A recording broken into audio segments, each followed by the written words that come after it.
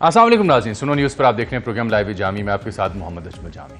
America Iran सूरत हाल पर हमारी मुसलसल नज़र है। प्रोग्राम्स आपकी खिदमत पेश कर रहे हैं, माहिरीन की राय भी आपके सामने आ रही है।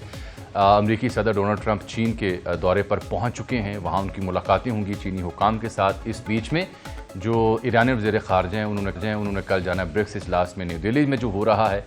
दो अहम शख्सियात दो अहम ममालिक की दौरों पर हैं। इस बीच मुज़ाकरात आगे बढ़ते हुए भी दिखाई नहीं दे रहे और जो अमेरिका के प्लान्स थे प्रोजेक्ट फ्रीडम को शुरू करने के या कुछ महदूद पैमाने पे कार्रवाइयाँ करने के, वो भी मालूम होता है ताज़ा तरीन मालूमात के मुताबिक कि वो रुक गए हैं। तो अभी अगर ये कहा जाए कि जूं की तूं सूरत हाल है तो ये गलत नहीं होगा। इस मामले पर नज़र हमारी रहेगी। हम इन दिनों इस्लामाबाद हैं तो यहाँ पर तो 28वीं तरमीम के भी चर्चे हैं। कुछ लोगों का ये मानना है कि ये अगले माह की 9 तारीख से पहले तबले जंग इस सिलसिले में बच सकता है। लेकिन मुल्क की सियासी सूरत हाल की इसमें तरमीम में होगा क्या? सबसे अहम नुकता गवर्नर राज की बातें हैं कि अगर उसकी ज़रूरत पेश आए तो आइनी अदालत को इख्तियार तफवीज़ किए जाएँ। ये गैर मुसद्दक़ा इत्तलात हैं, लेकिन चर्चा यहाँ पे गुफ्तगू यहाँ पे इस्लामाबाद के मुख्तलिफ सियासी गैर सियासी हलकों में देखने और सुनने को मिल रही है।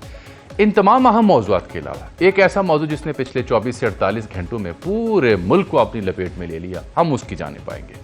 वो मौजू है कोकेन क्वीन अनमोल उर्फ पिंकी का। कि अचानक एक फुटेज आती है कराची से, जिसमें हम देखते हैं कि एक खातून बड़े शहाना अंदाज में हाथ में वाटर बोतल पकड़ी हुई है, स्याह चश्मे पहन रखे हैं और मास्क पहन रखा है, और पुलिस एहलकार उसको दाएं बाएं उसके जो खड़े हैं वो उसके लिए बता रहे हैं कि मदाम यहाँ से तशरीफ़ लाएँ, यहाँ से गुजरें, उसके लिए जिस तरह की खिदमात बजा ला रहे हैं वो देखने से ताल्लुक़ रखती थी। और यही वो वीडियो थी जिसकी वजह से ये जो पिंकी कोकेन की क्वीन, जो कोकेन और ड्रग्स को पूरे पाकिस्तान में डिस्ट्रीब्यूट करती थी, जिसका नेटवर्क था ड्रग माफिया का, वो फिर मंजर आम पर आती है। तो कई एक सवालात ने जन्म लिया कि आखिर पुलिस इस तरह से उसके साथ सलूक क्यों कर रही थी। और फिर जो गिरफ्तारी की वीडियो आई वो भी बड़ी दिलचस्प है कि एज इफ दस्तक दी, आगे से बंदा तैयार, साथ चल दिए। लाहौर के नवाब टाउन से लेके कराची के रंछोड़ लाइन तक, इस्लामाबाद के पोश इलाकों से लेके कराची के DHA तक, हर जगह इस मौसूफा का नेटवर्क ड्रग सप्लाई, बिलखुसूस कोकेन, ख़ास सिन्फ इसने ईजाद कर रखी थी गोल्ड कोकेन के नाम से, जो मार्केट में 40 से 50 हज़ार रुपये फ़ी ग्राम दस्तयाब थी। इतने अरसे से जारी ये नेटवर्क, चाहे इसके शौहर हों पहले जो कि वकील थे, जो खुद बताया जाता है किसी ड्रग माफिया का हिस्सा थे, या दूसरे को पुलिस के साबिक एहलकार हों, तो सवाल ये पैदा होता है कि ये अभी ये मोहतरमा की गिरफ्तारी मौसूफा की ये क्यों कर हुई, किस बुनियाद पर हुई? एक तवील अरसे से जो नेटवर्क चल रहा था वो क्यों चल रहा था? इदारे कहाँ थे? इस सिलसिले में ऑब्वियसली सबसे पहला सवाल आता है कि अशराफिया हो, पॉलिटिकल एलीट हो, ब्यूरोक्रेसी हो, इन सब के दस्ते शफ़क़त के बग़ैर ऐसा घिनौना धंधा नहीं चल सकता। यही वजह है कि नौजवान नस्ल हो या ड्रग एडिक्ट हों, बड़ी तादाद में उसमें इजाफा हो रहा है। हालांकि IG सिंध जो हैं वो ये दावा करते हैं कि हमने 4-5 माह के अंदर 80 करोड़ से ज़ायद की मनशियात पकड़ी। तो ये तो वो हैं जो पकड़ी गई हैं, लेकिन जो नहीं पकड़ी गई उनकी मद क्या होगी? तो अनगिनत सवालात हैं। अवामुन्नास बेताब हैं जानने के लिए कि कसूर से उठने वाली ये अनमोल 14 बरस की उम्र में जब घर छोड़ती है तो ये मॉडल बनना चाहती है, और मॉडलिंग के ख्वाब में ये पार्टीज़ में इंट्रोड्यूस होती है, वहाँ से ये पार्टी गर्ल बनती है और फिर ड्रग माफिया की नगरी में कदम रखते हुए खुद एक डॉन बन जाती है, पैब्लो एस्कोबार की तरह बन जाती है, या फिर जो अमरीकी मशहूर ज़माना सीज़न है ब्रेकिंग बैड, उसके वॉल्टर वाइट की तरह, एक केमिस्ट की तरह, एक कीमियादान की तरह ये कोकेन बनाने में महारत हासिल करती है, लैब भी बनाती है और प्लांट भी लगाती है। कोई देखने वाला या पकड़ने वाला दूर दूर तक नहीं था। इन मामलों पर बात करने के लिए आज हमने ज़हमत दी है साबिक IG जनाब सैयद कलीम इमाम साहब। कलीम इमाम साहब, अगर मैं ये कहूँ कि IGयों के इमाम हैं पाकिस्तान में तो ये गलत नहीं होगा, क्योंकि ये मुल्क भर में हर जगह IGs की पोस्ट पर रह चुके हैं और ये फेडरल सेक्रेटरी भी रह चुके नार्कोटिक्स कंट्रोल के। हमें ज्वाइन कर रखा है शुएब बरनी साहब ने, ब्यूरो चीफ हैं सुनो न्यूज़ कराची के, इस मामले को रिपोर्ट कर रहे हैं। और फ़हीम सिद्दीकी साहब, बहुत ही मारूफ नाम है जब हम बात करते हैं जुर्म की दुनिया की पाकिस्तान में, और जो जराइम रोकने के इदारे हैं उनकी कारकर्दगी की, मुआशरे में कहाँ तक सरायत किया हुआ इस जहर ने। तो फ़हीम सिद्दीकी ने कई दिहाइयाँ बिताई हैं इस मामले को कवर करते हुए बहसियत सहाफ़ी। तो मैं फ़हीम के पास सबसे पहले जाता हूँ। फ़हीम साहब, बहुत शुक्रिया आपके कीमती वक्त का कि आप तशरीफ़ लाए आज हमारे प्रोग्राम में। ये मैं समझना चाह रहा हूँ कुछ बुनियादी सवालात कि क्या ये अनयूजुअल है यूं इस खातून पिंकी की गिरफ्तारी, ये है कौन, कुछ तो मालूमात जो मेरे इल्म में थी मैंने बयान की, इस तरह से मंजर आम आने से मतलब क्या है और अभी तक की कहानी आपको समझ के आई है? देखिए, आपका जो इंट्रो है इस स्टोरी को लेकर, मैं उससे 100% इत्तेफाक करते हुए ये कहूंगा कि आपने मेरे बोलने के लिए तो कुछ छोड़ा ही नहीं है। अच्छा।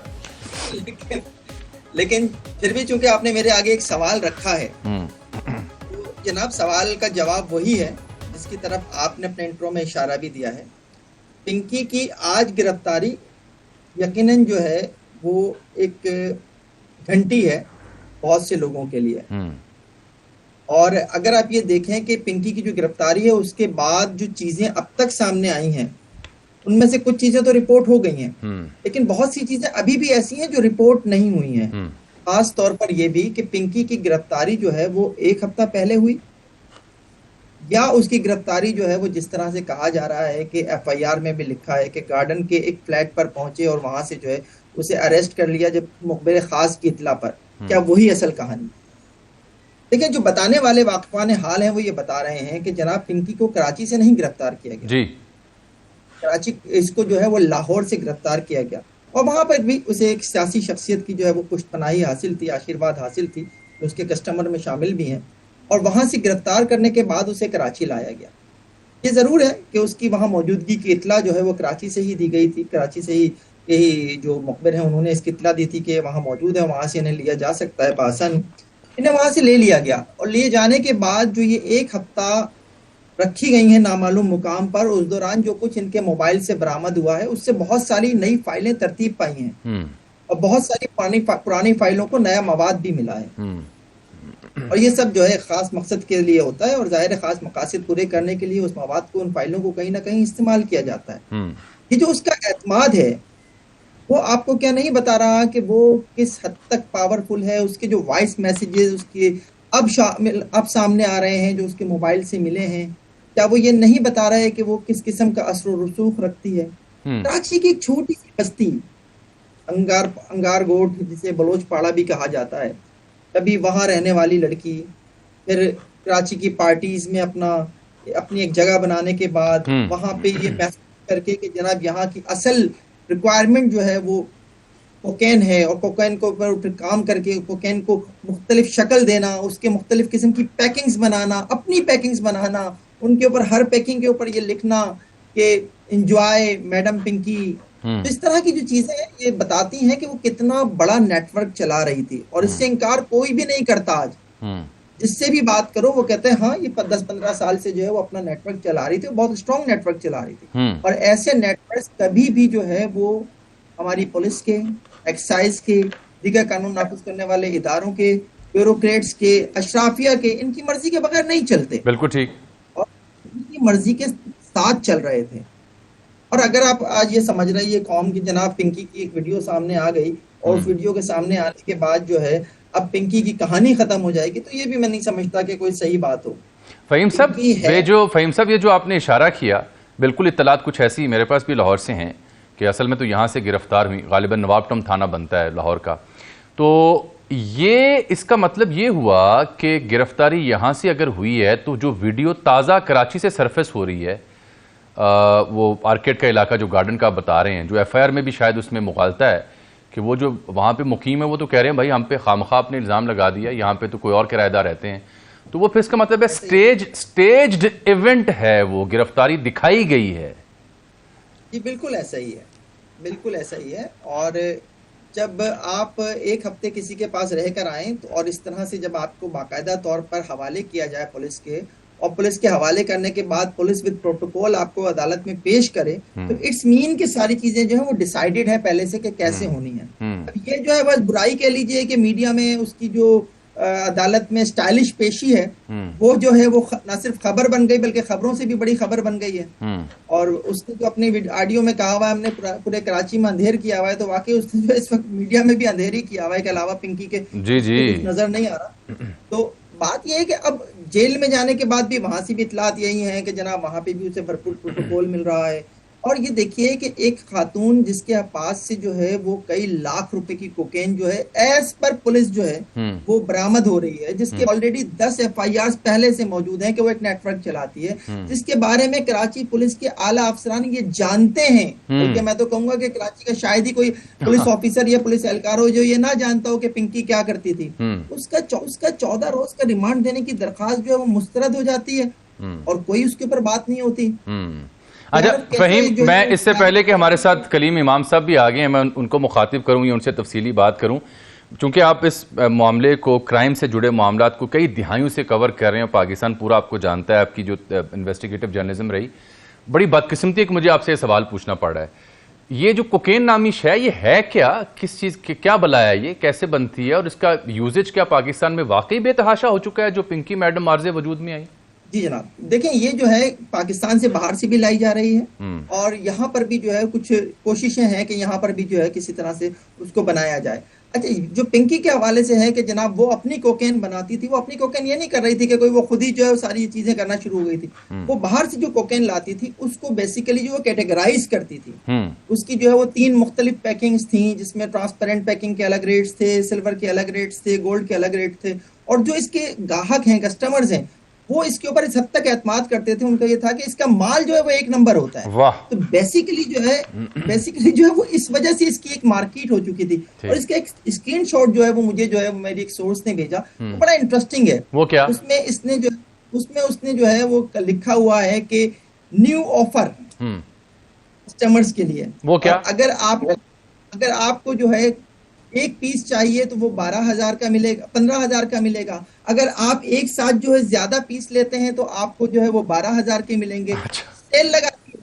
और जो उसके डीलर्स हैं, यानी बहुत से मसाज सेंटर्स हैं, बहुत से ब्यूटी की आड़ में धंधा चलाने वाले खातून हैं, ये सब डीलर्स के तौर पर वो भी इसी से लिया करते थे। क्या कहने? तो उनके लिए उसकी जो खास रियायत थी ये थी कि अगर आप जो है वो 1 किलो नाकाबिले यकीन और होशरुबा मालूमात हैं जो फ़हीम सिद्दीकी साहब आप हमारे प्रोग्राम में यहाँ डिस्कस कर रहे हैं। मेरे साथ हर रहिएगा। आज हमने जहमत दी है बिलखुसूस जनाब सैयद कलीम इमाम साहब को। मैं तो उन्हें कहता हूँ ये पाकिस्तान में आईजियों के इमाम हैं और कोई ऐसी पोस्ट आईजी की नहीं है जो उनके हिस्से में नहीं है। ये उनकी कॉम्पिटेंस का मुँह बोलता सबूत है। मुहक्किक हैं, दानिश्वर हैं, रिटायरमेंट के बाद भी इस काम से जुड़े हुए हैं, इस्लाह से, पुलिसिंग से और बेहतर गवर्नेंस के ऊपर लिख भी रहे हैं। कलीम इमाम साहब बहुत शुक्रिया। चूंकि सर आप तो नार्कोटिक्स कंट्रोल का हिस्सा भी रहे तो मैंने फिर जुगाड़ लगा ही ली कि आज आपका ताल्लुक कैसे बनता है इस मौजू से। ये अनमोल उर्फ पिंकी की कहानी आपने भी सुनी और देखी होगी, फ़हीम सिद्दीकी की डिटेल आपने भी सुन रखी है। सर क्या इदारे कराची पुलिस बेखबर थी? 10-15 साल से इनका प्रोग्राम चल रहा था, इनकी स्टैंप शुदा कोकेन बिक्री थी। How is it possible sir? Ajmal साहब, थैंक यू वेरी मच। आपने अपने प्रोग्राम में मुझे दावत दी और फ़हीम सिद्दीकी साहब को भी सलाम। बिल्कुल, देखें सबसे पहले ये है कि इसको वन ऑफ इंसिडेंट लेके हम इस पर खूब शोर शराबा कर सकते हैं जैसे हम कर रहे हैं। माजी में भी होता है कि कोई एक वाकया होता है और हम उसको बहुत ज्यादा प्ले अप करते हैं। Again this is being played up. The question is this कि ये वो एक वाकया जो लोगों को पता चल गया, टीवी पे आ गया, या अब हम उस पर बात कर रहे हैं। ऐसे बहुत सारे गैंग्स चल रहे हैं, ऐसे बहुत सारे सिलसिले चल रहे हैं और एक पूरा इकोसिस्टम है जिसे आपको समझने की जरूरत है। ठीक, अगर आप स्पेसिफिक बात करेंगे तो फ़हीम साहब ने खासी इसमें डिटेल पे बात कर ली है कि भाई वो जैसे से कारोबार कर रही थी, कहीं और से लाई गई, बहुत दिन वहां रही हुई, तो जितनी तफ्तीश होनी थी वो तो शायद हो गई है। यहाँ आई, वो जुडिशियल हो गई, उसका रिमांड ले लिया। मर्डर केस पे भी है, नारकोटिक्स केस पे भी है, और कोकेन और ये सारी चीजें वो कर रही है, इसमें तो कोई वो नहीं। लेकिन आप पूरे ओवरऑल सिस्टम को समझने की कोशिश करें। देखें, जिन लोगों का काम है कि इन चीजों को रोकना, क्या उनकी सलाहियतें हैं, क्या वो उसको करना चाहते हैं और क्या वो कर रहे हैं, ये बड़ा अहम सवाल है। हम नहीं कर रहे बुनियादी तौर पे, इसलिए कि हमारे स्टेक्स बहुत हाई हैं और बहुत आपको जो है मुश्किलात होती है और हम जो है इसी तरह जिस धक्का जैसे कहना भेड़ चाल चल रहे हैं, तो ये इसी तरह चलता रहेगा कि अनलेस, देखिए आपने बड़ी अच्छी बात की कि हम कराची में भी रहे, हम बाकी जगह भी, हमने कोशिश करते थे कि ना हो और हम पकड़ने की कोशिश करते थे। अब वो पकड़ने की हिस्से खत्म हो गई है। और ये मैं कथा कलामी की माजरत चाहता हूं, मैं इसे जरा आसान कर देता हूं सर, जिस जानिब आप जा रहे हैं जो कि बड़ा अहम मौजू है।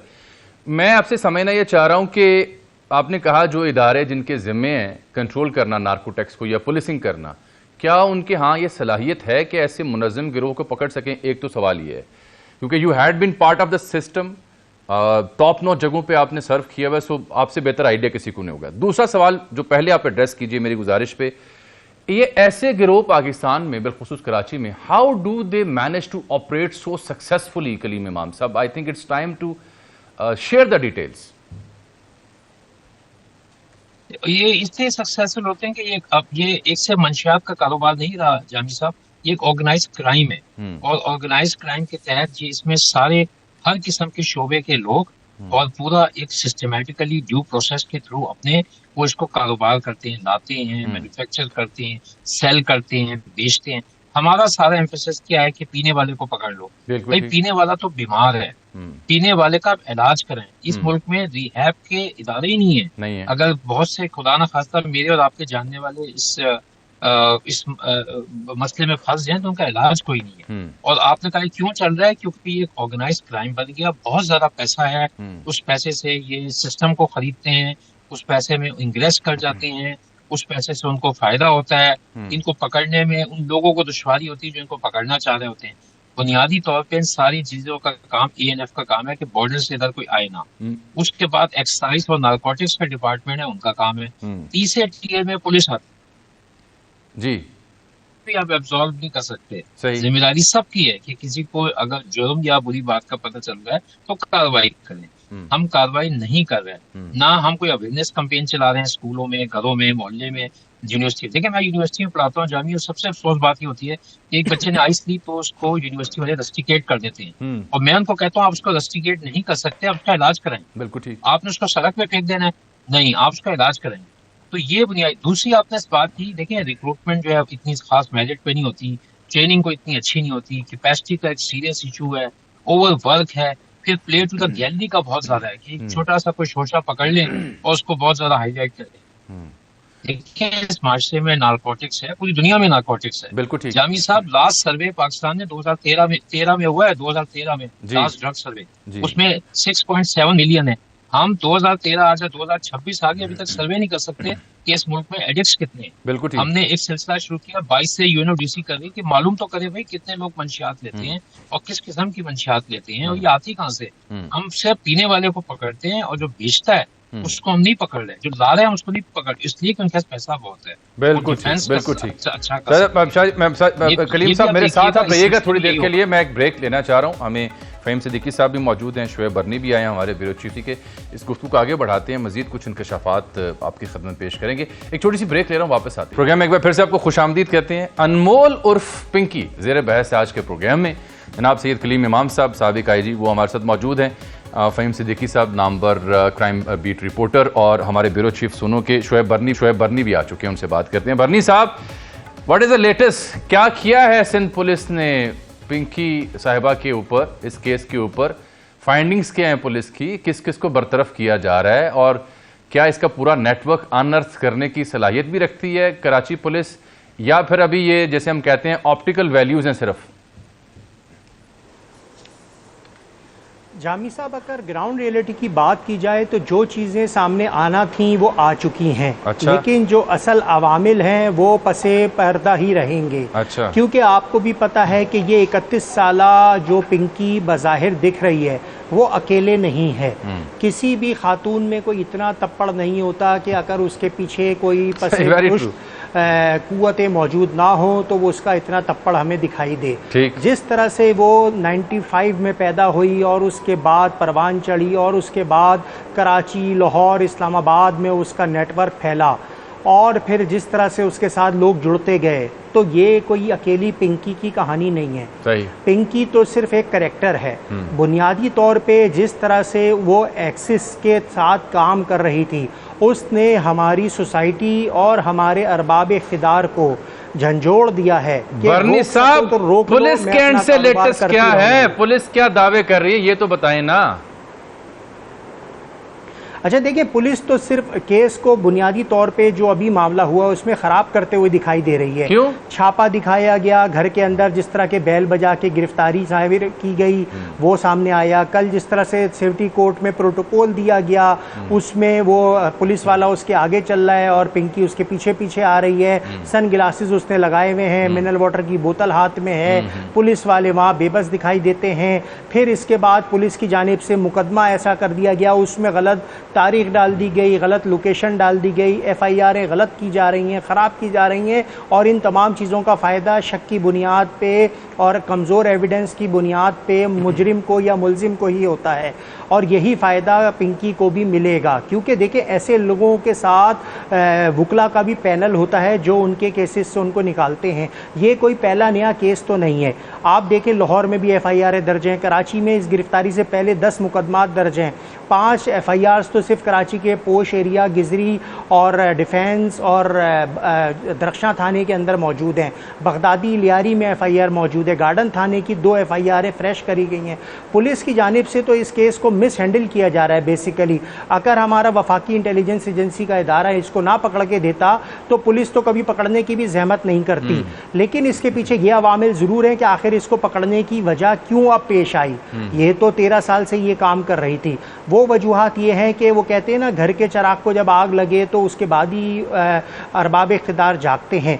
तो सूबा सिंध में होने वाली जो कुछ अम्बात हैं जवान बच्चों की, जो कि सरकारी अफसरान के बच्चे हैं, सरकारी सियासतदानों के बच्चे हैं, हुकूमती जमात के बच्चे हैं, बताया जाता है कि मुबैना तौर पे वो भी इस नशे के आदी थे और पिंकी की बर्नी साहब साथ रहे। इसके पीछे तो सियासी तालमेल भी है, सियासी मनूवरिंग जो होने जा रही है उसकी जानिब भी इशारियाँ हैं। मैं आज कलीम इमाम साहब भी तफसीली बात करता हूँ, लेकिन मेरे साथ फ़हीम सिद्दीकी साहब मौजूद हैं बदस्तूर प्रोग्राम में। सिद्दीकी साहब, ये क्या कुछ मखसूस इलाकों तक, यानी जिनकी कुव्वत इस्तात थी या कुव्वत ख़रीद थी, पौश इलाके, वहाँ तक मोहतरमा का नेटवर्क था या इनकी रसाई पूरे कराची में और तमाम बड़े शहरों में बग़ैर रोक टोक के थी? जामी साहब, जब अभी लास्ट जब इंटरप्ट हुआ और जब आपने, मैं उस वक्त वो मैसेज सुना रहा था आपको, उस मैसेज का ही एक तरह से आपने दूसरा पार्ट जो है इस वक्त सवाल की सूरत में कर दिया है। उस मैसेज में वाज़े अल्फाज में लिखा हुआ है, इंटरेस्टिंग जुमला, कि हमारी सर्विसेज 24 घंटे के लिए ऑन है और कराची के जिस हिस्से में चाहें आपको डिलीवरी मिल जाएगी। ये तो हो गया आपके सवाल का जवाब कि जनाब 24 घंटे सर्विस थी और कराची में जहां चाहें। उसने राइडर्स रखे हुए थे, वो राइडर्स आपकी बताई हुई जगह पर जो है वो पहुंचाते थे मनशियात को, और जैसी मनशियात आपको चाहिए, आप डीलर हैं, आपको 1 किलो कोकेन चाहिए, वो आपको 1 किलो पहुंचाएगी। आप जो है वो आपको 1 पीस चाहिए, आपको ट्रांसपेरेंट चाहिए, सिल्वर चाहिए, गोल्ड चाहिए, वो आपको वो पहुंचाएंगे। तो इस तरह का बेसिकली उसने सिस्टम बनाया हुआ था, नेटवर्क बनाया हुआ था। और ये नेटवर्क सिर्फ कराची में नहीं था। जब अरमगान वाला केस हुआ तो अरमगान वाले केस के बाद जब साजिद हसन के बेटे साहिर हसन के ऊपर हाथ डाला तो उस वक्त जो है वो फिर लिस्टें बनना शुरू हुई कि कराची में और कौन कौन जो है वो इस सारे धंधे से मुलव्विस है। तो बहुत सारे नाम आए। ये वाला नाम जो है ये ऑलरेडी जो है एक पेपर में मेरे पास मौजूद भी है। जब मैं पुराने डॉक्यूमेंट्स अरमगान केस से मुतालिक देख रहा था तो ये अनमोल पिंकी का भी उस वक्त नाम आया था। अच्छा। उसके बाद जिस तरह से जो है वो साहिर हसन को वीट सप्लाई मंगवा कर ऑस्ट्रेलिया से देने वाले वो दोनों भाई गायब हो गए थे कराची से अचानक, वैसे ही जो ये अनमोल और पिंकी साहिबा भी गायब हो गई थी। ये लाहौर चली गई थी, फिर इस्लामाबाद चली गई थी। इस्लामाबाद में तो इन्होंने खुद पार्टीज अरेंज की हैं शुरू में, जबरदस्त। वहां पे इन्होंने क्या बात, अशराफिया में अपने जो है वो लिंक बनाना थे, तो ये सारी चीजें इन्होंने वहां बैठकर की हैं। ये जिस अंदाज में सिद्दीकी साहब मुझे इनके नेटवर्क का बता रहे हैं ना, उससे मुझे ये कहने दीजिए, गो के मैं सार्केस्टिकली ये बात करूंगा कि इसका मतलब है इनकी कस्टमर केयर सर्विस भी थी ताकि क्लाइंट्स को प्रॉब्लम ना हो, 24 घंटे डिलीवरी दस्तयाब रहे। और वो गिरफ्तार भी हो गई हैं। तो आप कह रहे हैं कि उसके बदस्तूर उनका जो नेटवर्क है वो इन एक्शन है और डिलीवरी जारी और सारी है, मुतबादिल नंबर भी चालू हो चुके हैं। गिफ्ट एक अदर जो वॉइस मैसेज आया है नया वॉइस मैसेज में यही मौजूद है कि अगर मेरे साथ कुछ हो जाता है तो आपको जो है वो एक नए साहब जो मेरी जगह जो है इसी नंबर से राब्ता करेंगे, जेंट्स होंगे, वो सारा नेटवर्क चलाएंगे। इसको वाइंड अप करने से पहले बर्नी साहब मुख्तसर ये फरमाएं, आपको लगता है कि पिंकी की गिरफ्तारी के बाद जो असल किरदार हैं वो भी मंजर आम पर आएंगे या बस पिंकी के ऊपर ही फिल्म का आखिरी सीन फिल्मा दिया जाएगा?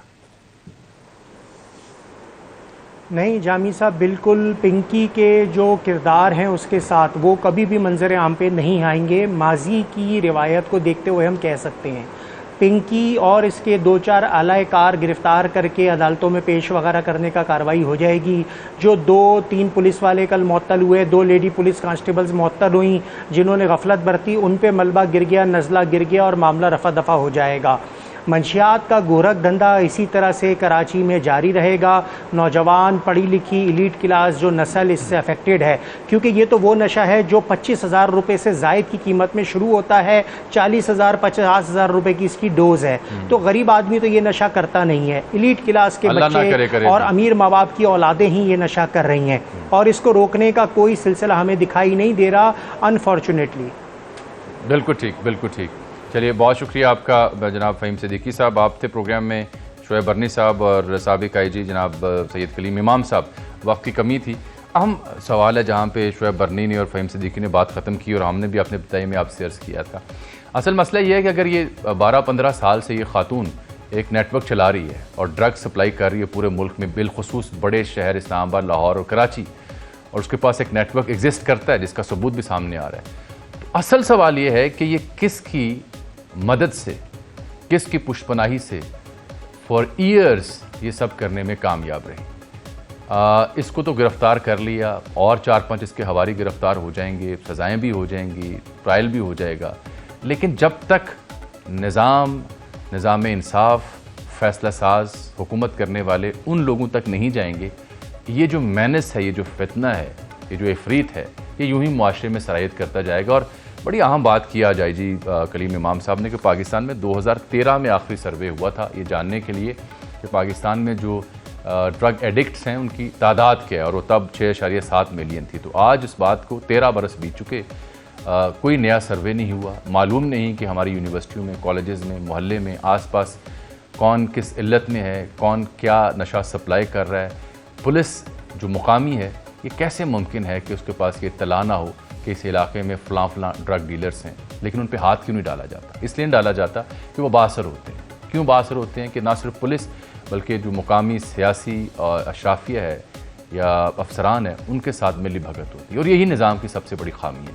आप ये दावे ज़रूर सुनेंगे सिंध हुकूमत से और दीगर ज़िम्मेदारों से कि अब के बार कोई हम इसमें कसर बाकी नहीं रखेंगे, लेकिन ये सब चंद दिनों की कहानी होती है। यहाँ प्रोग्राम में एक ब्रेक आया चाहती है। ब्रेक के बाद ज़रा जायज़ा लेंगे कि ट्रंप जो चीन पहुँचे तो वहाँ मिशन है। प्रोग्राम में एक बार फिर से आपको खुशामदीद कहते हैं। अभी हमने ज़हमत दिया हमारे उस्ताद सीनियर सहाफ़ी दानिश्वर तज़िया निगार जनाब अवैस तौहीद साहब को। बात उनसे हमने करनी है जो ट्रंप पहुँचा है चीन, बहर इराक़ी साहब जा रहे हैं ब्रिक्स इजलास में इंडिया। तो ये ईरान अमेरिका के बीच जो कहानी है, ये जूँ की तू हमें जारी रहते हुए नज़र आ रही है। डेडलॉक किसी कैफियत है, लेकिन हमले नहीं शुरू किए गए और ना प्रोजेक्ट फ्रीडम को दोबारा से उसका आगाज़ किया गया। लेकिन ये मुद्दा तो मैंने उनसे डिस्कस करना ही करना है ऑब्वियसली, और ये मौजू भी है हमारा आज का। चूँकि पूरे प्रोग्राम में आपने ये जो कराची से पिंकी गिरफ्तार हुई, कोकेन क्वीन, उसका जिक्र सुना, तो अवैस तौहीद साहब की जर्नलिज्म का एक बड़ा हिस्सा कराची में गुजरा है। वहाँ बड़े बड़े शानदार फीचर उन्होंने सियासी गैर सियासी लिखे हुए हैं। तो एक सहाफ़ी के रूप में इन्होंने कराची को जैसे देखा, तो मेरा ख्याल है कि थोड़ा सा कमेंट मैं अवैस तौहीद साहब से भी ले लूँ। अवैस साहब, माज़रत के हालांकि मौजू नहीं था, मैं सिर्फ समझना ये चाह रहा हूँ कि ये कैसे ऑपरेट करता है network for ages, for years, और बड़ा सक्सेसफुली करते हैं। ये कैसे एनेबल होता है सर? साइंस क्या है? जब 80 की दिहाई में हम यहाँ पर आए तालीम की गरज से इस शहर कराची में जी, जो ख्वाबों का शहर समझा जाता है, जो जहाँ पे हर एक आदमी अपने फॉर्च्यून्स बनाता है वगैरह वगैरह, तो यहाँ पे हमने देखा हमारा डीजे कॉलेज जो है वो बंस रोड के पास है, बहुत 100 साल से ज्यादा की पुरानी इमारत है, और बंस रोड में पूरा खाने पीने की पूरे आपको पता है कि पूरा है। वहां पर हमने पहली दफा देखा 80 की दिहाई के अंदर कि अफगानिस्तान से जो हेरोइन कल्चर है वो किस तरह आया। पहली दफा हमने देखा कि 2-4 लोगों को कूड़े खाने के पास पड़े हुए और हेरोइन का नशा करते हुए। अच्छा। और उसके बाद जब 90 की दिहाई में हमने जर्नलिज्म शुरू की, तो उस वक्त हालत ये थी कि पूरे नाले के साथ साथ जितना भी ये सीवरेज की लाइन है उसके साथ साथ सदर से लेके और बंस रोड तक और टावर से लेके आप केमाड़ी तक, और जहां जहां पे देखें वो हेरोइन जो है कहीं ना कहीं आपको मुख्तलिफ अंदाज में नशा करते हुए देखेंगे। और हमने तो अपने दोस्त भी इसके अंदर खोए हैं, बहुत अच्छे क्रिकेटर भी एक दो जो हैं जो हीरोइन के नशे के अंदर। फिर हमने देखा कि जो अभी कोई बात कर रहा था गरीब तबके की आपके प्रोग्राम के अंदर, गरीब तबके के अंदर जो है वो आइश का नशा है जी। और जो जितने भी मुतवस्सत घरों के अंदर या पॉश लोकेलिटीज के अंदर, क्लिफ्टन डिफेंस, PSHs वगैरह के अंदर, अगर जहाँ पे मेड्स काम करती हैं वो ज्यादातर हमारी क्रिश्चियन कम्युनिटी की हैं, और वो ज्यादातर कोरंगी, अख्तर कॉलोनी और इन जगहों से हैं और मेहनत करती हैं। उनके जितने भी बच्चे हैं ना जी, वो लड़के जो हैं वो कहीं ना कहीं आइस के नशे में है, जो बहुत ही परेशान कुन बात है। जहां तक कि कोकेन की बात है, कोकेन तो जाहिर बात है कि एक कीमती नशा है, और लेकिन ये जो एलीट उसके अंदर अभी आप अरमुगान का भी आपने केस देखा होगा, कुछ माह गुज़िश्ता साल जो है वो काफी शहर सरखियों की जीनत बना रहा। तो यहाँ पर कई लेयर्स के दौरान ये नशे होते हैं, कोकेन जो है और आइस। तो यहाँ पे डिफेंस के अंदर एक बहुत बड़ा धमाका हुआ था। मैं और जरार खोड़ो जो है वो आपस में बात कर रहे थे। जरार ने मुझे कहा कि बहुत ही तो धमाका कुछ पुरस्कार लगता है। पता चला कि फ्लैट के अंदर कोई दहशतगर्दी नहीं बल्कि आइस बनाने का काम। अंदाजा करें ना आप इस सूरत हाल का। बहरहाल सर, अब ये तो एक नेवर एंडिंग एक स्टोरी है। मैं अब समझना चाह रहा हूँ कि इसी तरह के धमाके जो हैं वो ईरान और अमेरिका के ताल्लुकात में भी हमें देखने को मिल रहे हैं मुसलसल, लेकिन अभी सीज फायर तो इंटैक्ट है। वो पहुंच गए चाइना। आपको लगता है कि ट्रंप चाइना के साथ ईरान का इशू डिस्कस करेंगे और चाइना किस पोजीशन में होगा? ट्रंप की पोजीशन क्या वीक होगी? और ये 2-3 दिन जो हैं अगले, ये फिर जूं के तूं गुजरेंगे या कुछ बहुत बड़ी डेवलपमेंट हो सकती है ट्रंप के दौरे चीन से? जब देखिए, एक सवाल के अंदर कई आपने जो है सवालात किए हैं, लेकिन जो ट्रंप का जो बीजिंग में आमद है वो ईरान के क्राइसिस, ये ईरान और यूएस का जो इस वक्त स्टेलमेट नजर आ रही है, बहुत गहरा ताल्लुक है। उन्होंने एक लम्हे ये भी बात की थी कि I am going to have a long talk, एक तवील बातचीत होगी शी जिनपिंग से ईरान के उसमें। ईरान का आपको सबको फिर उन्होंने कहा कि मुझे ईरान की मदद की जरूरत नहीं है, बिकॉज ये नहीं चाहते अमेरिकी सदर, जाहिर बात है 10 साल के बाद ये वही सदर है ट्रंप जिन्होंने 2017 में चाइना का विजिट किया था और उसके बाद अब आ रहे हैं। तो टैरिफ का मसला है, ट्रेड का मसला है, ताइवान का एक बहुत पुराना मसला है, और ट्रंप इतना इंटरेस्टेड नजर नहीं आ रहे ताइवान के मसले में कि वो बिल्कुल जिस तरह अमरीकी सदूर ने माजी के अंदर, इंक्लूडिंग बाइडन ने, जो ताइवान का जो एक अनप्रेसिडेंटेड किस्म की जो सपोर्ट उन्होंने की है अपनी तरफ से एक्सटेंड, वो नहीं करेंगे ट्रंप। तो एक फिक्र तो बहुत है ताइवान के अंदर। ताइवान के पोजीशन लीडर जो है वो भी चाइना मेनलैंड के अंदर उन्होंने भी गुफ्तगू शुरू कर दी। तो दूसरी जानिब जो ईरान का मसला है, चाइना ईरान के साथ 90% जो ऑयल है इस पूरे 47 साल की जो ग्लोबल आइसोलेशन है, जो ग्लोबल जो इकोनॉमिक सैंक्शंस लगाई हुई हैं अमेरिका ने भी, वेस्टर्न वर्ल्ड ने भी, उसके दौरान पूरा जो ऑयल जो है वो ईरान का 90% of oil is imported by China. बिल्कुल ठीक। तो चाइना, और दूसरा कुछ साल कबल उन्होंने एक 25 साल का स्ट्रेटेजिक अलायंस किया था ईरान के साथ। जी जी। तो अगर सही रकम याद है, सही अंदाजा, तो 420 या 25 बिलियन डॉलर का वो था। तो स्ट्रेटेजिक अलायंस भी है चाइना के साथ। और जो ईरान है, आपने देखा होगा कि जब ये रिस्पॉन्स भेजने से पहले अराक्ची साहब जो हैं वो बीजिंग गए थे और बीजिंग उन्होंने मुलाकात की थी अपने काउंटर पार्ट से भी, और फिर उन्होंने एक अलामिया जारी किया था। 2 अलामिया जारी हुए थे। एक तो चाइना का ये हुआ था कि चाइना ने कहा था कि एक तरह से उन्होंने गारंटी एक्सटेंड की थी और जो ईरान का जो स्टांस है उसको सपोर्ट भी किया। बिल्कुल। और उन्होंने कहा कि चाइना जो है वो एक ग्रेटर रोल प्ले करने के लिए तैयार है। तो वो गारंटी जो है वो ईरान को चाहिए थी और वो उन्होंने इन सो मेनी वर्ड्स दी है, ये नहीं कहा वर्ड गारंटी का यूज किया। चाइना के का असर रसूख बिल्कुल इस्तेमाल करना चाहते हैं डोनाल्ड ट्रंप। ईरान को ये पता है। देखिए, ईरान 2 मसले इस वक्त अवाम के सामने 2 मसले नजर आ रहे हैं। एक नजर आ रहा है कि स्टेट ऑफ हॉर्मुज़ पे किसका कंट्रोल होगा। दूसरी तरफ अमेरिका चाहता है कि वो न्यूक्लियर जो है प्रोग्राम एलिमिनेट कर दें, मिसाइल जो सारा प्रोग्राम है वो डिसमेंटल कर दें वगैरह वगैरह। लेकिन ईरान को ये पता है। न्यूयॉर्क टाइम्स के अंदर जो अभी गुज़िश्ता उनके एडिशन के अंदर जो रिपोर्ट जारी हुई है, जिसके अंदर कहा है कि 90% जो है उनकी जो कैपेबिलिटीज है, डिफेंस कैपेबिलिटीज, वो अभी तक इंटैक्ट है। और 70% उनका पूरा जो अंडरग्राउंड जो उनकी बैलिस्टिक मिसाइल बनाने की जो कैपेबिलिटी है वो भी पूरी है। और साथ में उन्होंने कहा कि स्ट्रेट ऑफ हॉर्मुज़ में दोबारा ये ऑपरेशन नहीं कर सकते, जो आपने इब्तदाई में कहा था कि प्रोजेक्ट फ्रीडम, वो इस वजह से नहीं कर सकते। अगर उस इंटेलिजेंस, यूएस इंटेलिजेंस असिस्टेंट को अगर हम के तनाजुर में देखें, उन्होंने कहा है कि स्ट्रेट ऑफ हॉर्मुज़ के आसपास वो सारी कैपेबिलिटीज एक्टिव अलाइव हैं बैलिस्टिक मिसाइल्स। Very true. अच्छा sir, unfortunately running short of time, लेकिन जारी बात है इस मुद्दे पे फिर आपसे गाए गए बात होती रहेगी। मेरा वक्त आज खत्म हो गया, लेकिन thank you very much for your valuable comments. नाज़रीन, इस पे नजर रहेगी। इजाज़त दीजिए आज के लिए। अल्लाह।